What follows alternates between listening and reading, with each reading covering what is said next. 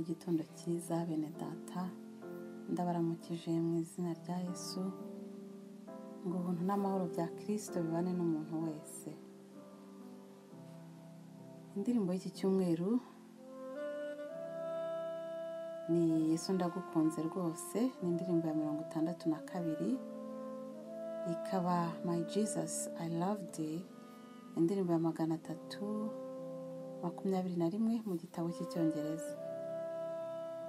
Iyi ndirimbo isa cyane n'indi ndirimbo yitwa Ndagukunda Mwami cyangwa se I Loved y'umugabo bita Jeremiah Ingalis. Izi ndirimbo zirasa cyane, iyo ushatse imwe ubona indi, kandi zose zivuga urukundo rw'Imana, urukundo rwa Yesu Christo, ku buryo Imana nidufasha niyo yindi Ndagukunda Mwami nayo tuzayishaka.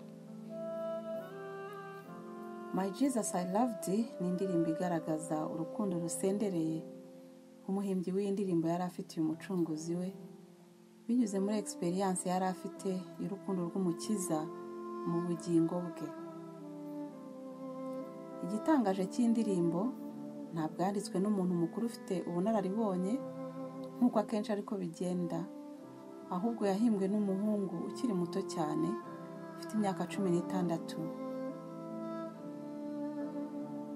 Yayihimbye amaze kwakira Christo, yari akiri muto rwose.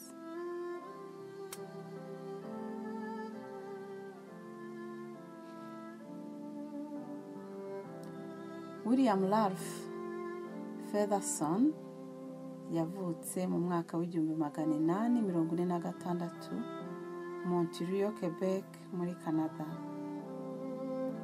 Uretse kuba yari umwizera w'itorero rya Methodiste aho i Montreal, nta kintu kindi ku mateka ye kizwi, cyane ko yanapfuye akiri muto, yapfuye akenyutse afite imyaka 27 y'ubukuru. Bivugwa ko ngo kugira ngo iki gisigo cy'indirimbo kijya ahagaragara, ngo ari uko Featherston yacyoherereje anti we wabaga Los Angeles, ngo akigikubita amaso yabonye atari cyo kwihererana, ngo ahita ashaka uburyo yagishyira ahagaragara. Iki gisigo cyasohotse mu gitabo cy'indirimbo cyitwa The London Hymn Book, ariko nta zina ry'uwagikoze cyari icyo gisigo cyari gifite. Mu nyandiko y'umwimerere umuryango warayibitse nk'urwibutso rw'agaciro kenshi.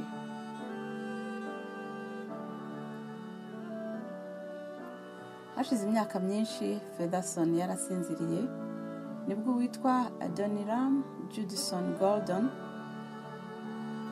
washinze ikigo cyitwa Golden College na Golden Cornwall Theological Seminary, yakoze injyana y'iki gisigo, ngo ndetse ahita ashyira iyi ndirimbo mu gitabo cye cy'indirimbo zo guhimbaza Imana, akaba ari nako tuyiririmba na bugingo n'ubu.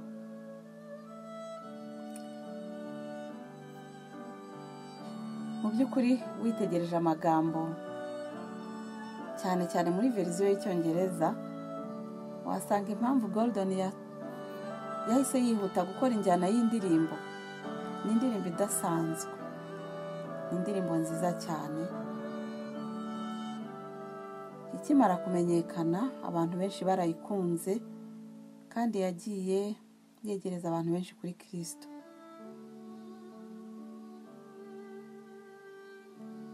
Umuntu wese Yesu atobya akondo akamushyira ku maso, iyo avuye gukaraba muri Siloamu araza agapfukama imbere ye akamubwira ati, burya ni wowe najyaga numva, ni wowe najyaga nkurikira mu gihiriri buri munsi, ni wowe najyaga ndirimba, ni wowe najyaga mbwiriza ntakuzi.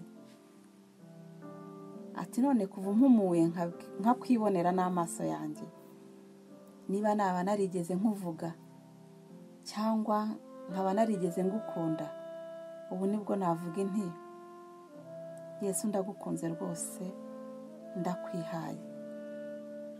Reka tujye turirimba iyi ndirimbo tuzirikana amagambo ayirimo, tutazasohorerwaho n'ubuhanuzi bwo muri Matayo igice cya 15 ngo ubu bwoko bunshimisha iminwa ariko imitima yabo imba kure.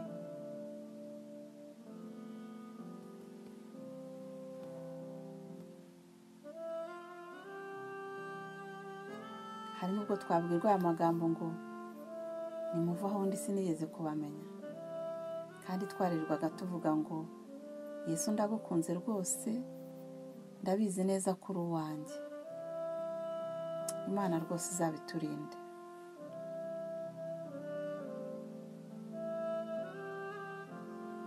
Izi ndirimbo nyine uko ari ebyiri nababwiye, Yesu ndagukunze rwose n'iriya ndagukunda mwami, ni indirimbo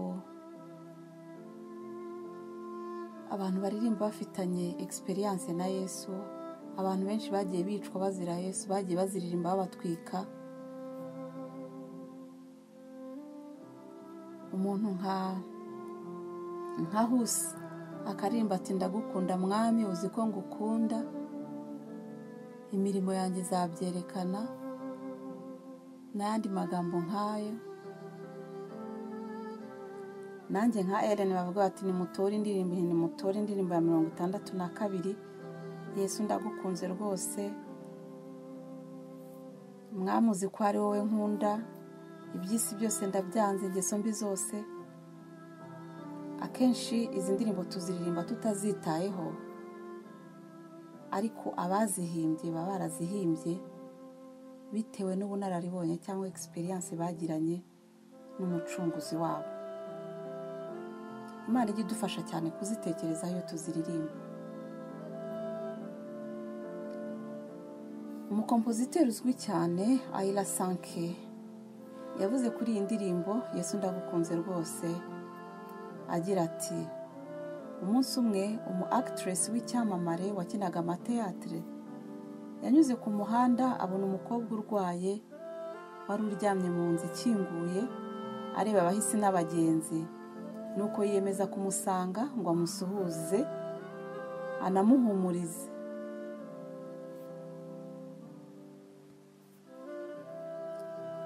Gusa ngo ikintu cyamutangaje nuko yasanze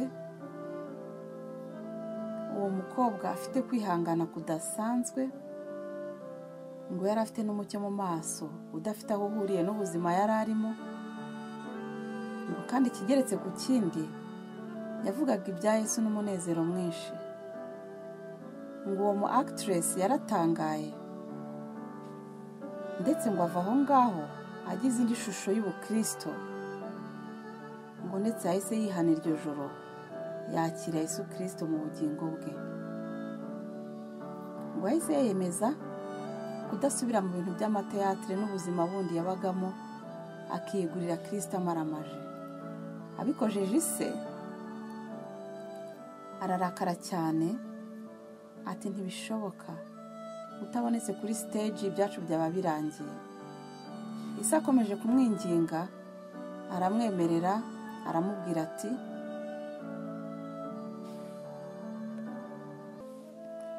yabwiye se ati nta kibazo, kuri gahunda yo gukina ihari nzakina. Uwo mugoroba ugeze agikandagira kuri stage, abafana be bavuza induru nk'uko byari bisanzwe, maze ngo batuje yigira imbere gato kuko amaprojecteur yamumurikagaho, maze asubiramo ati, My Jesus, I love thee. I know thou art mine. For thee, all the follies of sin I resign. My gracious Redeemer, my Savior art thou. If ever I loved thee, my Jesus, 'tis now.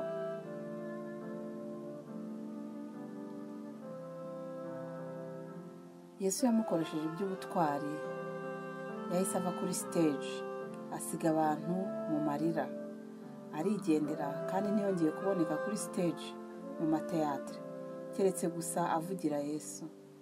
Igishimishije ni uko ise kuva uwo munsi nawe yahise yegurira Christo. Bagurishije bizinesi zabo maze biyegurira umurimo wo gukiriza isi imitima. Uko Yesu yari niko ari kandi niko azahora, ntabwo ahinduka. Aracyafatamiye imitima yananiranye, aracyagarura abo Satani atwaza igitugu. Ntabwo yifuza ko hagira n'umurimbuka mu yasheshe amaraso ku musaraba w'i Karuvali.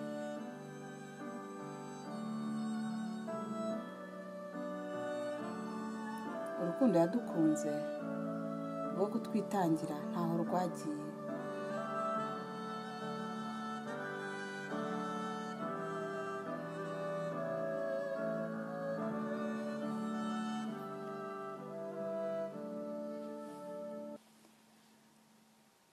Colson ni umugabo w'inararibonye ufite amateka maremare, arimo kuba yarabaye umujyanama wa perezida wa Amerika Richard Nixon mu mwaka w'1970.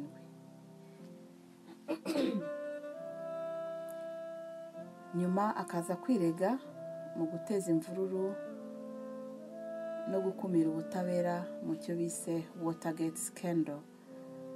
Hanyuma bakamufunga amezi 7 muri prison ya Maxwell, Alabama. Ikindi namuvugaho ni uko yanditse igitabo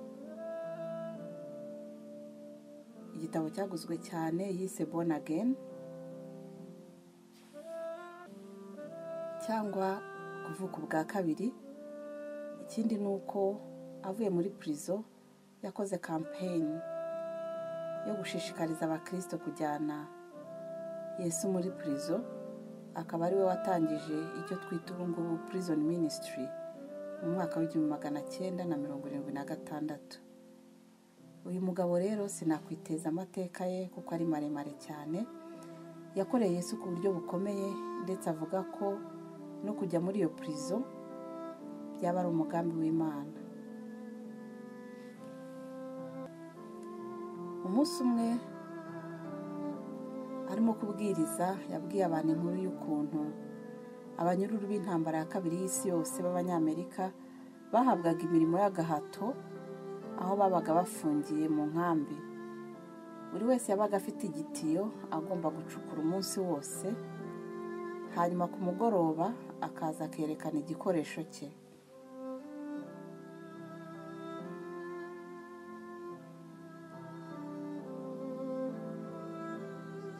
Umugoroba umwe abanyururu 20 batonze umurongo, babara n'ibitiyo.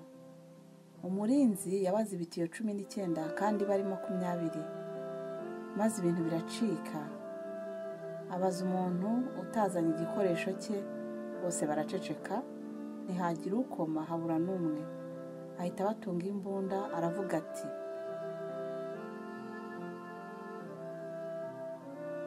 ngiye gufata abantu 5 muri mwe mbice nimutavuga uwataye igitiyo. Ashize akanya gatoya, umusore w'imyaka 19 aravuga ati, ni njyewe. Yahise amushyira ku ruhande, amurasa isasu ryo mu mutwe, amutsinda aho ngaho. Ahita abwira abandi ati, byababera byiza namwe mugiye muvugisha ukuri nk'uyu mugenzi wanyu, naho ubundi mwese mwashira. Akigenda abo banyururu babara ibitiyo basanga ni 20. Uwo murinzi yari yabaze nabi, ariko uwo mwana w'umuhungu yari yamaze gupfa, apfira bagenzi be. Bapfukamye impande y'umurambo we baramuborogera.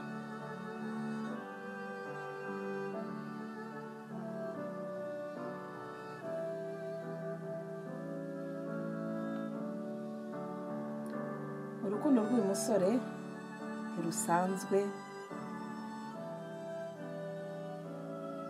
Ni ifoto y'urukundo Yesu yadukunze, ariko nyine ni ifoto ntabwo wabinganya. Nta kintu gikiza umunyabyaha keretse kwitegereza urukundo rutagira akagero umukiza yadukunze, maze umunyabyaha akavuga ati Yesu wanjye, ntabwo nigeze kugukunda nk'ubu ngubu, ndetse ati ubupfapfa n'ubusazi bw'ibyaha byose ndabizinutswe.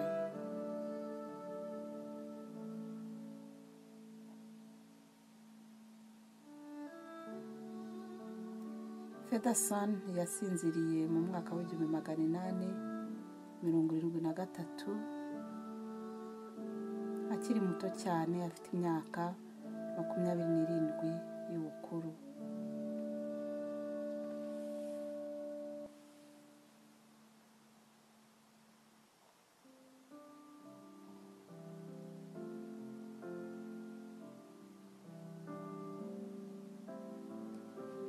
Amateka y'indirimbo Yesu Ndagukunze rwose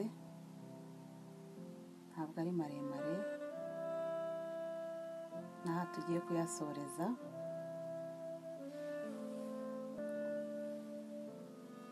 Gusa reka nsoreze ku nkuru y'umwana w'umuhungu washwanye na papa we,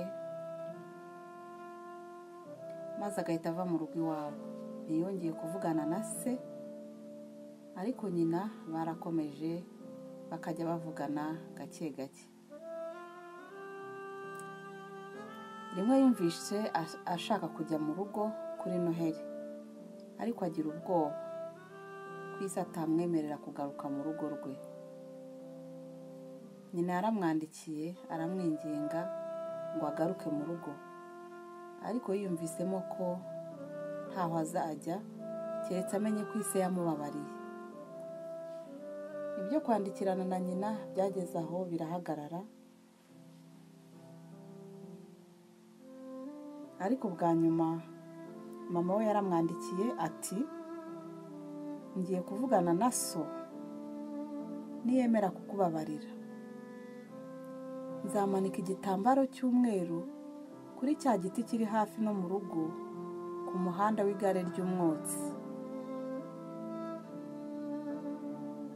Ari muri train yagombaga kukibona mbere gato yuko agera ku cyapa aviramo.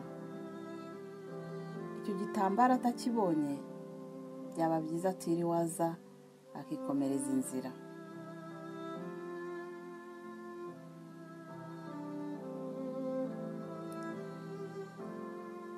Ubwo rero Christmas yegereje, afunze umwuka aratashye. Ubwo train yari igeze hafi y'iwabo, yatangiye kumva abuze amahoro. Abwira inshuti ye bari bagendanye ati ndumva nta mbaraga mfite zo kurebayo, mbabarira undebere umbwire niba hari igitambaro cy'umweru ubona ku giti tugiye kunyuraho. Nuko inshuti ye atangira kureba mu idirishya.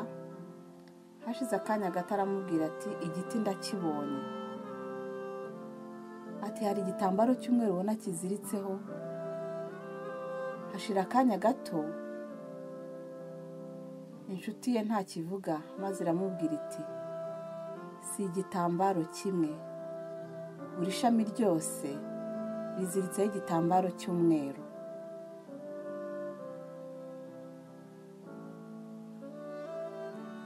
Bene Data, muri Yesu Imana yadukuyeho urubanza rwo kurimbuka by'iteka ryose, bituma tubasha kwegeraho Imana iri kubw'ubuntu bwayo gusa. Yesu nawe ubugingo bwe yabutanze nta gahato, ahubwo kubw'urukundo yadukunze tutabasha gusobanukirwa ubu ngubu. Keretse ko turebera mu birorirori nk'uko ijambo ry'Imana ribivuga, ariko vuba bidatinze twese abakunze kuboneka kwa Yesu bose bahisemo kumugira inshuti yabo. Impanda y'Imana ubwo igiye kuvuga, ibituro by'abera bigakinguka, abazaba bazutse bazahura n'abariho, maze dusanganire umwami wacu mu kirere, turirimba indirimbo zo kunesha tugira tuti umwana w'intama watambwe ni ukwiye guhabwa ubutware n'ubutunzi n'ubwenge n'imbaraga no guhimbazwa n'icyubahiro n'ishimwe, kandi tuti ishimwe no guhimbazwa n'icyubahiro n'ubutware bibe iby'Iyicaye ku ntebe n'iby'Umwana w'intama iteka ryose. Amen.